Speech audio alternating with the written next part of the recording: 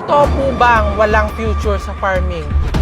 Madumi daw po ba ang pagpa-farm? Di po ba talagang kaaya-aya siyang gawin? Maaari, siguro. Totoo po bang walang future sa farming? Truth or puro root? Ay, pururot yan. Talagang napakalaking pururot yan. Kasi unang-una, kailangan tayo mag-farming. Kaya nga, iniinganyo ko ang ating mga kabataan na sana magkahilig sila sa pagtatanim at pag-alaga ng hayop. Kasi kung walang future ang farming na sinasabi mo, magugutom na tayo. Luluhod tayo sa mga dayuhan dahil hindi na tayo magtatanim o mag-aalaga ng hayop, hindi na tayo magpuproduce ng pagkain dito sa lugar natin. May future ang farming at pwedeng kumita sa farming. Ang pagtanim po ba ay seasonal? Alam mo, bago na ang teknolohiya ngayon. Hindi mo na pwedeng sabing seasonal. Maaari siguro sa palay, pwedeng seasonal. Pero alam mo ngayon kung meron ng irrigation ng buong taon di pwedeng buong taon.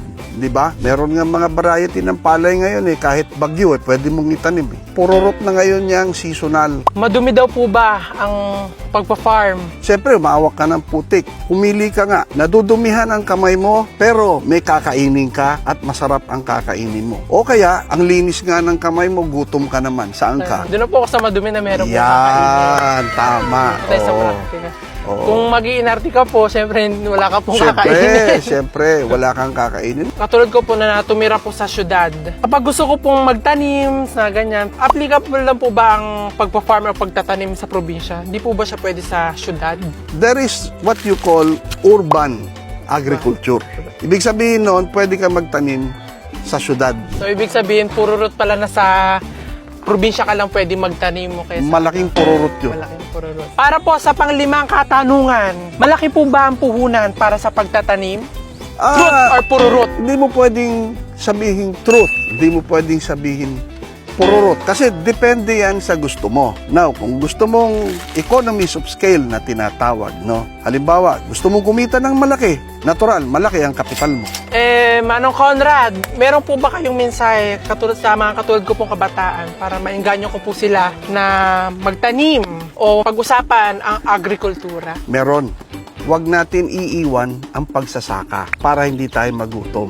Wow! Diba? Opo. O yan, ang mensahe ko, alin na kayo, join na kayo. Mga kabataan, magkahilig na kayong lahat sa pagtatanim at pag-aalaga ng hayop. Sa Department of Agrarian Reform. At isasali ko na rin ang aking kaibigan na si Secretary Laurel na kaming dalawa, magpa-partner kami para yung mga kabataan maingganyo natin na sumama at magtanim, mag-alaga ng hayop.